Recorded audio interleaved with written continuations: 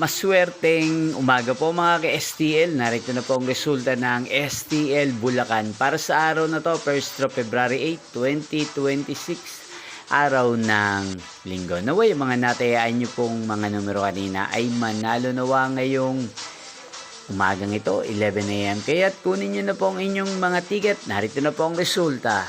Ang mga numerong nanalo sa STL Bulacan ngayong umagang ito, February 8, 2026, 11 a.m. First draw result 29 at 19 in exact order. Again, 29 at 19.